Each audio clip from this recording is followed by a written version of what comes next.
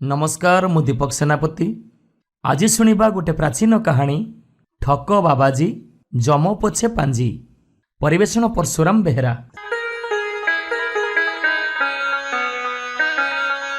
जड़े साधवर सात पुओ आउ सात बोहू गोटे बोली झील से अभिहाड़ी सात बोहू आउ भौणी को बुढ़ा बुढ़ी पाखरे समर्पी देई सात पुओ बोईत करने को गले। दिने कौन है ना जड़े बाबाजी कुआड़ू आसी पहुँचला। मुहरे सात हाथ लंबर दाढ़ी गुड़े गुड़े गोछा करिछि। कांधरे तार झोलामुणी हाथरे आशा बाड़ी। बाबा जाई साधव दुआरे दुलकी बजेइला। बुढ़ा बुढ़ी कहीं घरे नथिले। बड़ बोहू मुठे भिक आनिकी देला। बाबाजी कहिला मु नेबिनी। गोटी गोटी करी सात बोहूजाक भिक नेइकी आसी फेरीगले। बाबाजीर एका जिद साधव झील हाथरू भिक नब। दुआर मुहरे खुंट भली बसी रहिला। बाबाजी वैष्णव कथा दुआरे बसिले मनीष को गरु हेले साधवर बढ़िला झील दांड को बाहरी भिक दब केमिति। बाबाजी तो आउ काहारी हाथरू भिक नौनी। शेषकु सात बोहू सांगरे गले। साधव झील लंबा ओढ़नाटीए पकई भिक आंजुलाई नहीं दुआर को गला। भिक आंजुलाक बाजी झोला मुणारे पकईदेला।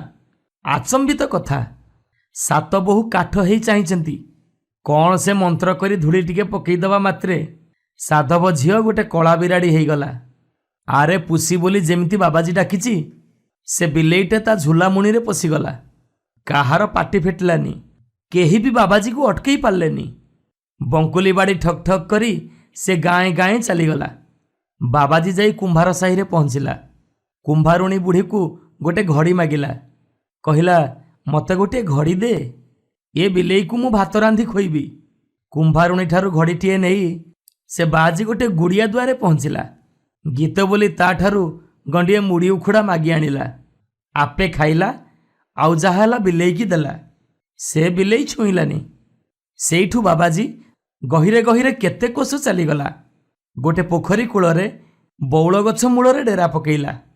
घड़ी बसई भात रांधिला। जोड़िए पतर रे बाढ़िला। बिलेई को मनीष कर देई कहिला खा। साधव झील आखिलुह पापुली रे पोछिला। कहिला तू बुढ़ा भालू मते तू चोरी करी आनलु काईकी। मो बापा माँ मते झुरी होउथेबे। भाउज माने मोर बिकल होउथिबे। आउ तू पुणी मते भात रांधि खाइबाकू दउचु। मिछटारे तू ये बाबाजी बेश धरिछु। मु पछे सुखी सुखी मरीजिबी हेले तो ठारू ये भात खाइबिनी। बाबाजी ताको पुणी काली बिलेई करदेला। से बिलेईटी खाली मियाऊ मियाऊ होउथाए। बाबाजी ताको नहीं बाटे बाटे चलिला। जाऊ जाऊ अगना अगनी बनस्थ मझिरे पशिला। सेठी होउची तार मठ। बाग बगीचा पोखरी फूल गछ सबू सेठी अछि। पोखरी हुड़ारे धाड़िए ताଳ गछ। दिने एई सबू भी मनीष थिले। बाबाजीर मंत्र धूली रे एमाने गछ होइचंती। बाहुंगा दोहलेई कौन कहिबे कहिबे बोली होउचंती हेले पाटी फिटुनी। झुलामुणी थोई बाजी गाधेई पाधेई आसिला। रंधाबड़ा कला। जोड़िए पतर रे बाढ़िला। बिलेई को मनीष करी कहिला खा। अरे तू केते दिन एमिति उपास रहिबू। तो बापा भाईंग घर जाई कोउठी केजाणी रहिलानी। अरे सेमाने मो पाखकू आउ आसीबे ना तते एठू नेबे। तू करम आदरी की मोरी पाखरे रह। अरे मो मठरे सबू दरब अछि। तू जहा जेते बेले खोजिबू सबू एठी पाइबू। तू भाबिले तीन भुवन जिनिस आसी एठी पहुँचब। एमिति दिन राति भाबी बसिले कौन हब। साधव झील मने मने विचार कला। बंची रहिले सिना दाऊ साधिबी। एमती भाबी साधव झील खाई पीकी रहिला। ढोके पी दंडे जी नीति गाधेई जाए। चारिआडू को चाहे काई कुआडू जदि मो भाई माने आसुथिबे उड़ीगला चढ़ई को चाही कहे जा रे पक्षी मो बापा भाई भाउजंकु संदेश दब। मु बहुत दुखरे अछि। मते जमपुररू आसी नहीं जातु। बुढ़ा बाबाजी नथिला बेले साधव झील बसी बसी कांदे। पलई जाता जे बाघ भालुंक हापुड़े पड़ी प्राण जीवा सार हब। पुणी बाबाजी धरी आनी गछ की माछ करदेव नहेले कंकी की प्रजापति करी उड़ेईदब। से दुखरू दुख नहीं। तेणे साधव पुओ माने बोईतरू फेरिले। सात भाई रे अली अली भौणी तापाई हीरा बसा मुदी गजमती हार मेघडंबरू पाट शाढ़ी आनिथिले। घरे पहुँचला मात्रे आग खोजिले भौणी को। बाबाजी चोरी करी नहीं जाइछि बोली शुणी ଭାଇମାନଙ୍କର ମନ ଫାଟିଗଲା। ସେମାନେ ସେଉଠୁ ଲେଉଟିଲେ। ଭଉଣୀକୁ ଖୋଜି ପାଇଲେ ଯାଇ ଘରକୁ ଫେରିବେ। ସେମାନେ ଏକମୁହାଁ ହେଇ ଚାଲିଲେ। ରାଇଜଯାକ ବୁଲି ବୁଲି ଥକି ପଡ଼ିଲେ। କୋଉଠି କିଛି ସ୍ୱର ଶବ୍ଦ ପାଇଲେନି। ଦୈବକୁ ଯାଉ ଯାଉ ସେଇ ବନସ୍ଥ ଭିତରେ ପଶିଲେ। ମଠ ପୋଖରୀ ତୁଠରେ ରୋଷେଇ ବି କରି ବସିଲେ। ସାଧବ ଝିଅ ଗାଧେଇ ଆସି ଭାଇମାନଙ୍କୁ ଚିହ୍ନିଲା। ସବୁ ଦୁଃଖ କହିଲା। ଭାଇମାନେ କହିଲେ, ଚାଲ ଆମେ ଏଠୁ ପଳେଇ ଯିବା। ସାଧବ ଝିଅ କହିଲା, ବୁଢ଼ା ଭାରି ଗୁଣିଆ, କ'ଣ ଯଦି ମନ୍ତ୍ର କରିଦବ ଆମେ ଯୋଉଠି ଥିବା ସେଇଠି। ତମେ 7 ଭାଇ ଧନୁର୍ଦ୍ଧର, ଆଗ ତାକୁ ମାର, ତାପରେ ଆମେ ଯିବା। ସାଧବ ପୁଅମାନେ ଠେଙ୍ଗା ସଜାଡ଼ି ରଖିଲେ। ଏକା ପାହାରକେ ବୁଢ଼ା ମୁଣ୍ଡକୁ ଛତୁ କରିଦେବେ। ସାଧବ ଝିଅକୁ ତାକତର୍କ ଜଣା ନାହିଁ। ସେ ମଠକୁ ଆସି ହସ ଖୁସିରେ ଫୁଲିଲା। ବାବାଜୀ କହିଲା, ତୋର ଆଜି କ'ଣ ହେଇଛି କି? ଆଜି କାହିଁକି ଭାରି କୁରୁଳୁଛୁ? କୋଉଠି କି ଖବର ପାଇଛୁ କି? ତମ ଘରୁ କିଏ ଆସିଛି କି? ସାଧବ ଝିଅ କହିଲା, ସୀତା ହରଣ ରାବଣ ମରଣ। ବାବାଜୀ ତର୍କି ଗଲା, ଇଏ ଏମିତି କ'ଣ କହୁଛି? ଯାଇ ମଠ ଚାରିପଟ ବୁଲିଲା। ପୋଖରୀ ହୁଡ଼ାରେ ଯାଇ ଦେଖିଲା ବେଳକୁ ବାଟୋଇ 7 ଜଣ ରୋଷେଇ କରୁଛନ୍ତି। ଇଏ ତାର ଭାଇ ହବ ପରା। ବୁଢ଼ାକୁ ଦେଖି ଭାଇମାନେ, ଆରେ ହେଇ ସେ ବାବାଜୀ, ମାର ମାର କହି ଦୌଡ଼ି ଆସିଲେ। ବାବାଜୀ ଗୁଣୁ ଗୁଣୁ ହେଇ 2 ପଦ ମନ୍ତ୍ର ବୋଲିଦେଲା। ସେମାନେ ଯୋଉଠି ଥିଲେ ସେଇଠି ତାଳ ଗଛଟି ମାନ ପାଲଟିଗଲେ। ଏହା ଦେଖି ସାଧବ ଝିଅ ବାବାଜୀର ଗୋଡ଼ ତଳେ ପଡ଼ିଗଲା।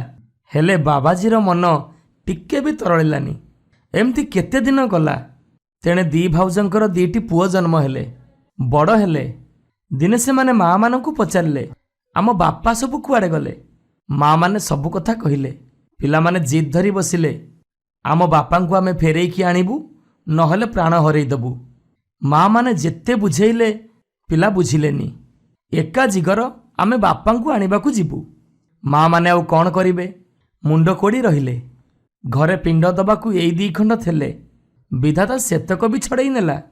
ସାଧବ ନାତି ଦୁହେଁ ରାଇଜ ରାଇଜ ବୁଲି ଶେଷକୁ ସେଇ ପୋଖରୀ କୂଳରେ ପହଞ୍ଚିଲେ। ତାଙ୍କ ପିଉସୀ ସାଧବ ଝିଅ ସାଙ୍ଗରେ ଦେଖା ହେଲା। ବୁଝିଲେ ଯେ ଏଇ ଯେଉଁ ତାଳଗଛ ସବୁ ତାଙ୍କ ବାପା ଆଉ ବଡ଼ ବାପା। ବାଆଜୀର ମନ୍ତ୍ର ଧୂଳିରେ ଏମାନେ ତାଳଗଛ ହେଇଛନ୍ତି। ବାବାଜୀକୁ ପୋଡ଼ିଲେ ପୋଡ଼ିବନି କି ହାଣିଲେ ଛିଡ଼ିବନି।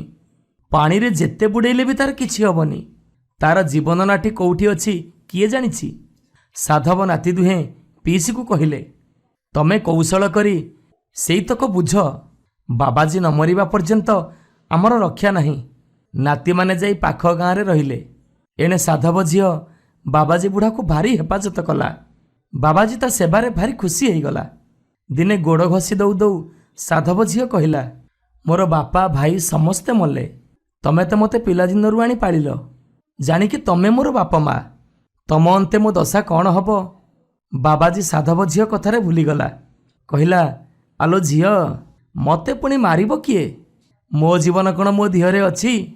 7 ସମୁଦ୍ର 13 ନଈ ସେପଟରେ ଗୋଟିଏ ହ୍ରଦ, ତା କୂଳରେ ଗୋଟେ ଅର୍ଜୁନ ଗଛ, ଆଉ ସେଇ ଗଛ ମୂଳରେ ଗୋଟେ ମାଠିଆ ପୋତା ହେଇଛି। ସେଇ ମାଠିଆ ଭିତରେ ଗୋଟେ ଚଢ଼େଇ ଅଛି। ସେଇ ଚଢ଼େଇ ହେଉଛି ମୋ ଜୀବନ ନାଟିକା। ସେଇ ଚଢ଼େଇକୁ ଯିଏ ମାରିଦେବ ତାପରେ ମୁଁ ମରିଯିବି।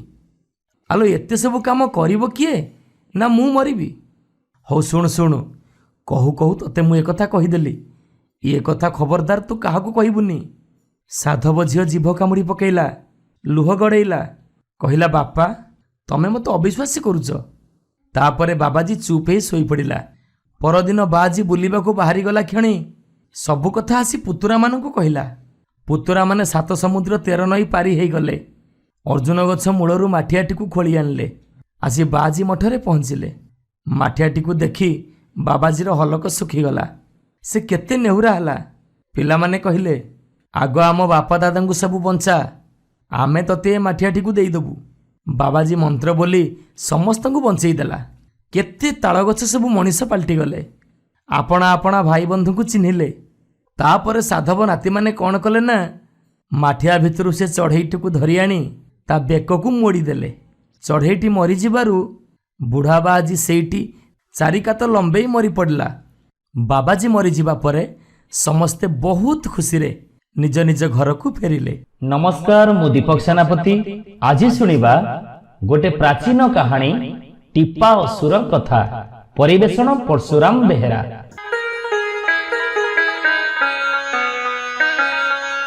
गोटे राइजरे गोटे असुर थाए। सी गाँ गंडा भितरे न रही समुद्र भितरे गोटे दीपरे थाए। मंत्र बलरे से बहुत अद्भुत कार्य मान करुथाए। गाँ गंडा भितरे पशि भल भल जिनिस सब चोरी करी नहीं जाए। दिने से अति सुंदरी झीटी को धरी नहीं गला। ताकू बाहा हब बोली निज घरे रखिला। से असुरर ना थिला टीपा आउ झीटीर ना होची पद्मा। टीपा असुर सबुदिन सकाळे खाइबा आनिबा पई जाए। संज बेलू घर को फेरे। पद्मा एपटरे रोषेई बास करी रखी थाए। राक्षस फेरिले ताकू खाइबा को दिए। गोटे किटी मिटिया अंधार घरे पद्मा को राक्षस रखी थाए।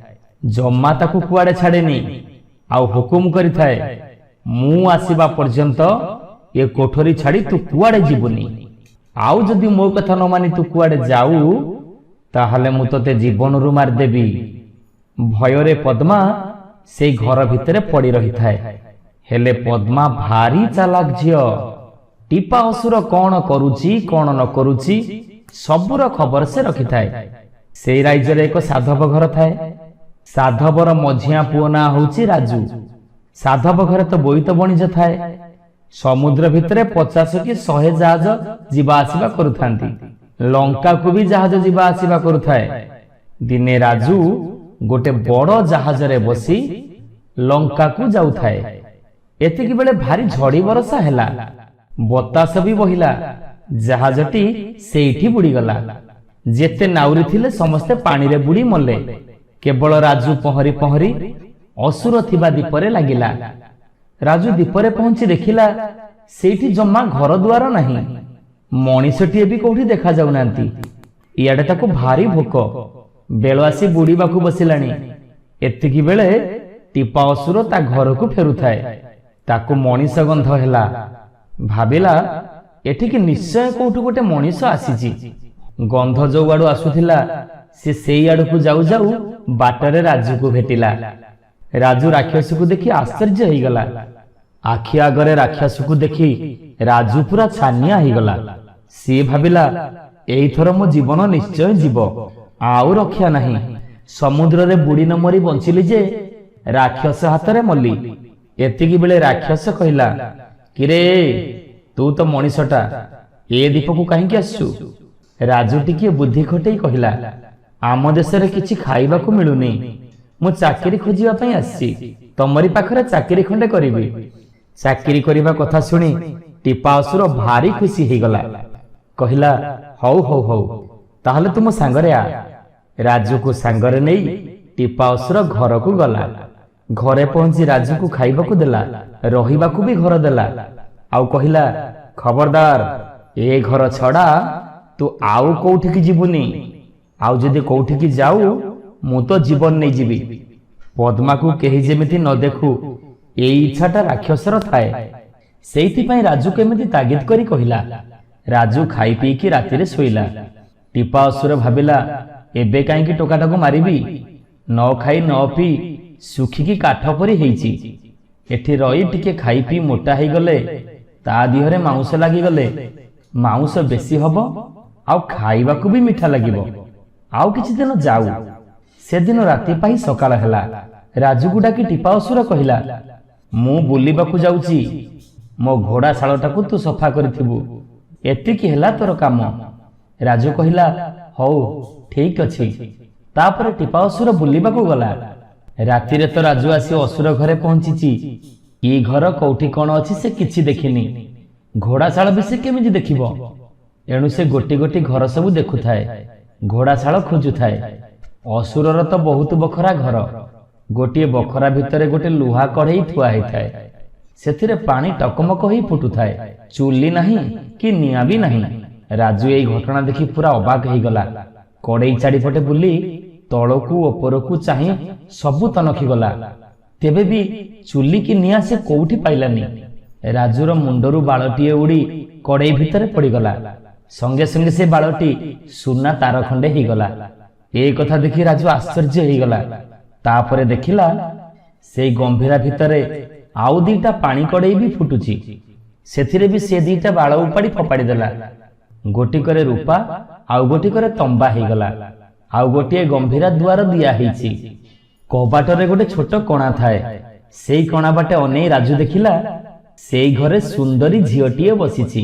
ଚୁଲି ଲାଗିଛି, ରନ୍ଧା ହଉଛି। ଏଠି ମଣିଷ ଥିବାର ଦେଖି ରାଜୁ ମନରେ ଟିକେ ସାହସ ହେଲା। ସେ ଧୀରେ ଧୀରେ କବାଟରେ ହାତ ମାରି ଡାକିଲା, ଘର ଭିତରେ କିଏ ଅଛ? କବାଟ ଖୋଲ। ପଦ୍ମା ତ ଏ ଦୀପକୁ ଆସିବା ଦିନଠାରୁ କେବେ ମଣିଷ ସ୍ୱର ଶୁଣିନି। ରାଜୁର ଡାକ ଶୁଣି ଚଟକିନି କବାଟଟାକୁ ଖୋଲିଦେଲା। ଦୁହେଁ ପଚରା ପଚରି ହେଇ ଚିହ୍ନା ଚିହ୍ନି ହେଲେ। ରାଜୁ କହିଲା, ତମେ ମତେ ବାଟ ବତେଇ ଦିଅ, ମୁଁ ଏଠୁ କେମିତି ବଞ୍ଚିବି? ହଉ, ମତେ ବାହା ହବ ବୋଲି ପ୍ରତିଜ୍ଞା କର, ତାହେଲେ ଯାଇ ମୁଁ ବାଟ ବତେଇ ଦେବି। ଟିପା ଅସୁର କହୁଛି ମତେ ସେ ବାହା ହବ। ମୁଁ ସମୁଦ୍ର ଭିତରେ ବୁଡି ମରିବି ପଛେ ତାକୁ କେବେ ବାହା ହେବିନି। ରାଜୁ କହିଲା, ହଉ, ମୁଁ ପ୍ରତିଜ୍ଞା କରୁଛି ତମକୁ ହିଁ ବାହା ହେବି। ରାକ୍ଷସ ତା ଘୋଡାଶାଳ ସଫା କରିବା ପାଇଁ ରାଜୁକୁ କହିଛି ବୋଲି ରାଜୁ ପଦ୍ମାକୁ କହିଲା। ପଦ୍ମା କହିଲା, ଏ କାମଟା ଏତେ ସହଜ ବୋଲି ତମେ ଭାବନି। ଅସୁର ମାୟାରେ ଏ କାମ କେବେ ସରିବନି। ତମେ ଯେତେ ମଇଳା ନେଇ ଜମଉଥବ ସେତିକି ବେଶୀ ବେଶୀ ମଇଳା ହଉଥିବ। ମଇଳାକୁ କୁଢ କରି ରଖି ତା ଉପରେ ହାତ ବୁଲେଇ ଦେବ ଯେ ସବୁ ପାଉଁଶ ହେଇ ପବନରେ ଉଡିଯିବ। ପଦ୍ମାର କଥା ଅନୁସାରେ ରାଜୁ ଠିକ ସେମିତି କଲା। ଅଳିଆ ଯାକ ପାଉଁଶ ହେଇ ଉଡିଗଲା। ସନ୍ଧ୍ୟା ବେଳକୁ ଟିପା ଘରକୁ ଫେରିଲା। ଘୋଡାଶାଳ ସଫା ହେଇଥିବା ଦେଖି ଆଶ୍ଚର୍ଯ୍ୟ ହେଇଗଲା। କହିଲା, ହଉ ହଉ, ଦେଖିବା କଣ ହଉଛି। ଆଉ ଗୋଟିଏ କଷ୍ଟ କାମ ତାକୁ ଦେବି। ତହିଁଆର ଦିନ ରାଜୁକୁ ରାକ୍ଷସ କହିଲା, ମୋ ଘୋଡାଟା ସେ ପାହାଡ ପାଖରେ ଚରୁଛି, ତାକୁ ଆଣି ତୁ ଶାଳରେ ବାନ୍ଧିବୁ। ଏତିକି କହି ରାକ୍ଷସ ବାହାରକୁ ଗଲା। ରାଜୁ ଭାବିଲା, ଏଇଟା ଗୋଟା କି କାମ ଯେ ଘଣ୍ଟାକ ଭିତରେ ମୁଁ କରିକି ଥୋଇଦେବି। ଏମିତି ଭାବି ଘୋଡାକୁ ଆଣିବ ବୋଲି ଘରୁ ବାହାରୁଛି ତ ପଦ୍ମା ପଛରୁ ଡାକି ପଚାରିଲା, କି ହୋ, ଆଜି ପୁଣି ତମକୁ କୋଉ କାମ ଦେଇଛି ସେ ଟିପା ଅସୁର? ରାଜୁ ସବୁ କହିଦେଲା। ପଦ୍ମା କହିଲା, ତମେ ଯାହା କରିବ ମତେ ପଚାରିକି କରିବ। ଇଏ ହେଲା ଅସୁରପୁରୀ, ସବୁ କଥାରେ ମାୟା। ଏଇ କାମଟା ବି ବହୁତ ବଡ କଷ୍ଟ। ଯୋଉ ଘୋଡା କଥା ଟିପା ଅସୁର ତମକୁ କହିଛି ସିଏ ଏକ ଅସାଧାରଣ ଜନ୍ତୁ। ସେ ଘୋଡା ଶୂନ୍ୟ ମାର୍ଗରେ ଉଡୁଛି। ତା ଆଖିରୁ, ନାକରୁ, ମୁହଁରୁ ସବୁବେଳେ ନିଆଁ ବାହାରେ। ତମକୁ ଦେଖିଲେ ସେ ଦୌଡି ଆସିବ। ସେଇ ନିଆଁରେ ତମେ ଜଳି ପଡିଯିବ। ଏଇ ପତରଟି ମୁଁ ତମକୁ ଦଉଛି, ନିଅ। ଘୋଡା ଯେତେବେଳେ ତମ ପାଖକୁ ଦୌଡି ଆସିବ ତମେ ଏ ପତରଟି ତାକୁ ଦେଖେଇଦବ। ସେ ତମର ଆଉ କିଛି ଅନିଷ୍ଟ କରିବନି। ରାଜୁ ପତରଟି ହାତରେ ଧରି ପାହାଡ ପାଖକୁ ଗଲା। ଘୋଡା ତାକୁ ଦେଖି ଶୂନ୍ୟ ମାର୍ଗରେ ଦୌଡି ଆସିଲା। ରାଜୁ ସାଙ୍ଗେ ସାଙ୍ଗେ ପତରଟି ଦେଖେଇ ଦେଲା। ଏଥର ଘୋଡା ଆଖିରୁ, ପାଟିରୁ, ନାକରୁ ଯୋଉ ନିଆଁ ବାହାରୁଥିଲା ସେ ସବୁ ବନ୍ଦ ହେଇଗଲା। ଘୋଡା ରାଜୁ ପାଦ ପାଖରେ ମୁହଁ ଲଗେଇ ସଇସକୁ ମାନିଲା ଭଳି ମାନିଗଲା। ରାଜୁ ଘୋଡାକୁ ଆଣି ଘୋଡାଶାଳରେ ବାନ୍ଧିଦେଲା। ଟିପା ଅସୁର ସଞ୍ଜ ବେଳେ ଘରକୁ ଫେରିଲା। ଘୋଡା ବନ୍ଧା ହେଇଥିବାର ଦେଖି ଭାବିଲା, ଏ ଟୋକାଟା କଣ କଲା ମ?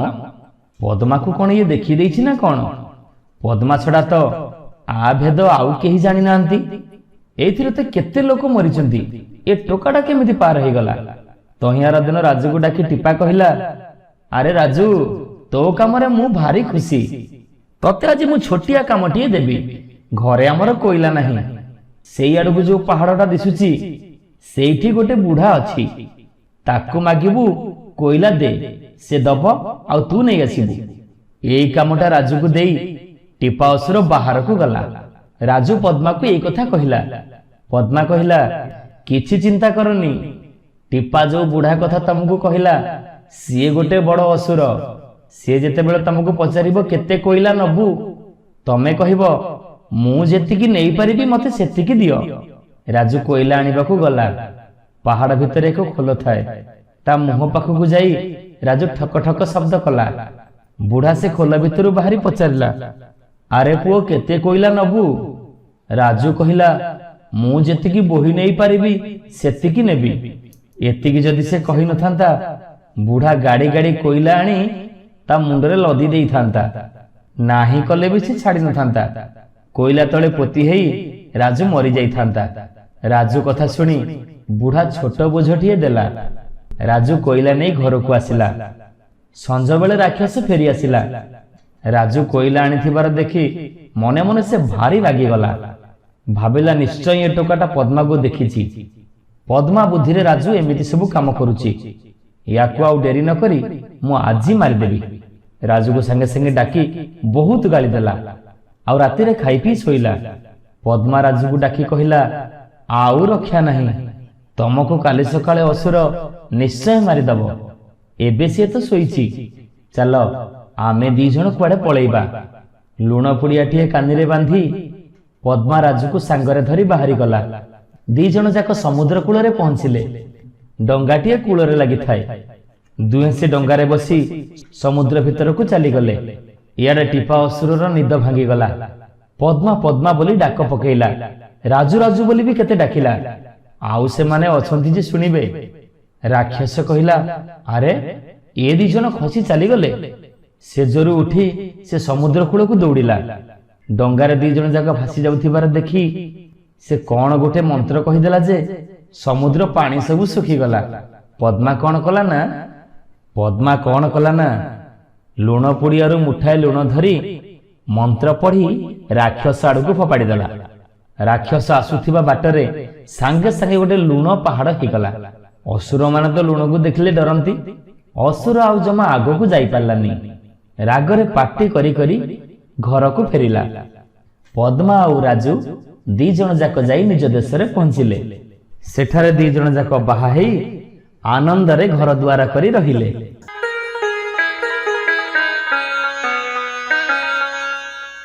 ନମସ୍କାର ଶ୍ରୋତା ବନ୍ଧୁ, ଯଦି ଆପଣମାନଙ୍କୁ ଆମ ଗପ ଭଲ ଲାଗୁଥାଏ, ଆପଣଙ୍କ ମନକୁ ଛୁଉଁଥାଏ, ତେବେ ଲାଇକ୍ କରନ୍ତୁ, ସବସ୍କ୍ରାଇବ୍ କରନ୍ତୁ। ସୁନ୍ଦର ସୁନ୍ଦର କାହାଣୀ ନେଇ ଆମେ ପୁଣି ଆପଣଙ୍କ ପାଖରେ ଆଗକୁ ଆସିବୁ।